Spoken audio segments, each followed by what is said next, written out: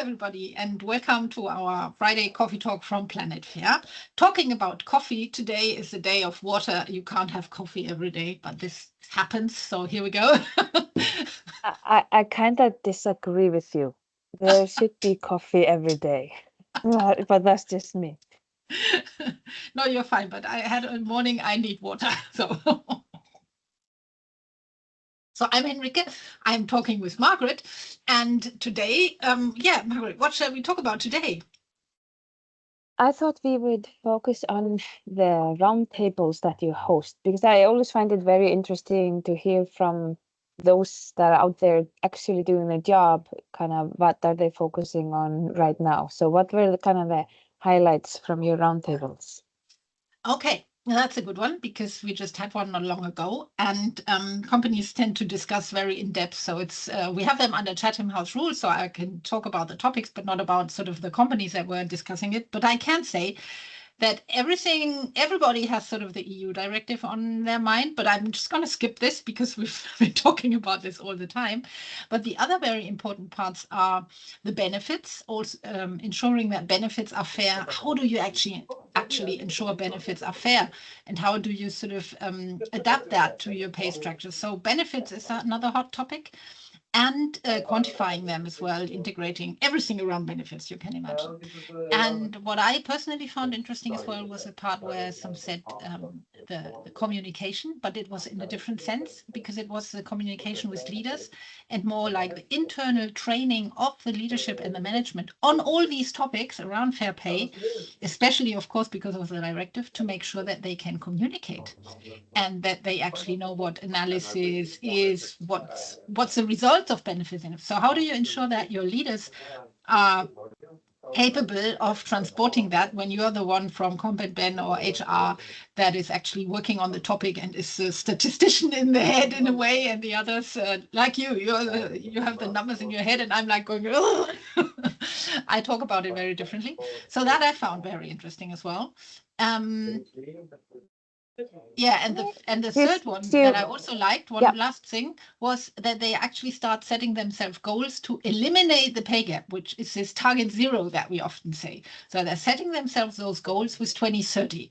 I suppose that has a bit to do with the Agenda 2030, and I mean, it's 2025. It's about time to start if you want to reach that goal by 2030. When they say the gap, are they talking about the unadjusted gap or the adjusted gap?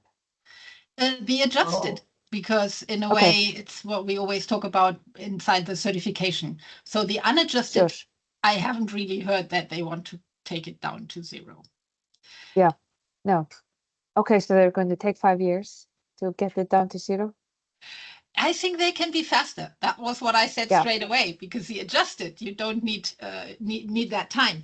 But in a way, when you have companies that have like a bigger structure and they're going sort of country by country to get a global certification, but in a way they are working on it country by country, then they are often further away from the adjusted in some places. So to get it down on a global level for the bigger companies, I think maybe not 5 years, but it can be faster. But it's not like this overnight that I often tended to say you can close it overnight. But I think for the big ones, I'm okay with giving them a little bit more time and getting them there stepwise. But 28 would be okay as well, or even 27. Yeah, another thing that you said that kind of I wanted to ask you about, you said something about fair benefits and making sure that benefits are fair. Can you elaborate on what are people thinking about when they think about fair benefits? Well, with the benefits, it's often this sort of, is the benefit something that everybody gets the same? Like you would get everybody gets the train ticket, for example, the same train ticket. And then you could say, yeah, okay, that's the same for everybody. So do I include it in the analysis? Because they're always thinking of the analysis and how do they do the adjusted pay gap and how to include benefits. And they say, okay, if everybody gets it, you might exclude it. You might not take it in. But then again, is it fair if, and those are the fairness thoughts, if you, for example, give out train tickets, but you have people that live in areas where trains don't arrive and they have to go by car and they don't really need that train ticket and they don't want it. So is it fair in the distribution, the benefit that you have? Is it good for everybody? If some choose not to have it, that's still okay for you as a company? Can you sort of measure how many men and women probably take it? And is there a fair distribution? Is it like a fitness center ticket and only guys take it, for example? And you could ask yourself, why is that the case? And those are sort of the discussion around benefits, and they get quite hairy when you come to things like, for example, health insurance. It's not the case in every country, but in some countries, then you say, okay, you have an employee single, and then you have an employee with family and everything. And then you say, okay, the money I need to pay for the health insurance of those two employees is different as a company. But I don't care. I want to give them the same standard of health insurance. And for the employees, they sort of have the same standard. But if you would include the money that you pay into the analysis, you would sort of mix it fully up, and it wouldn't be fair because the amount is not what's counting.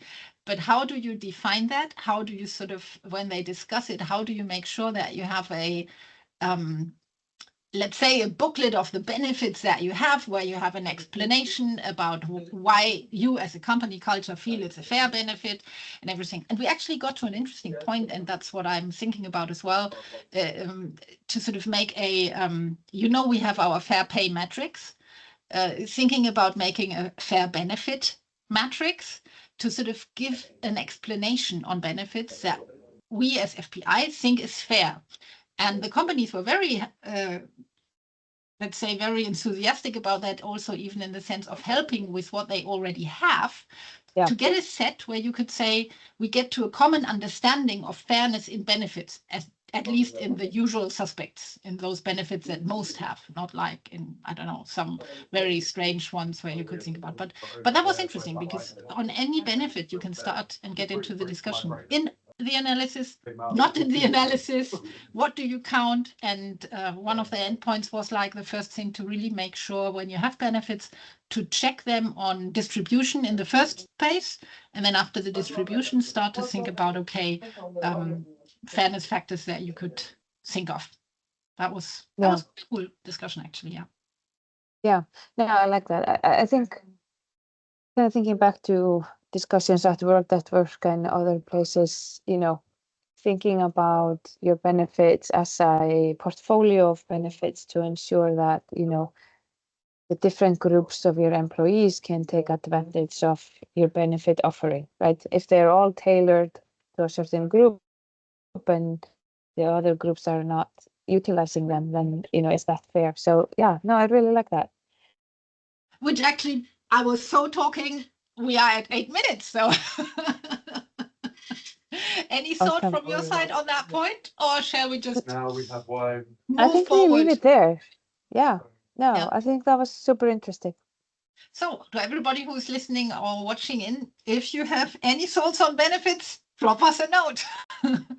Are they fair or not? Thank you very much. Have a great day, Margret. Bye-bye. Great day. Bye.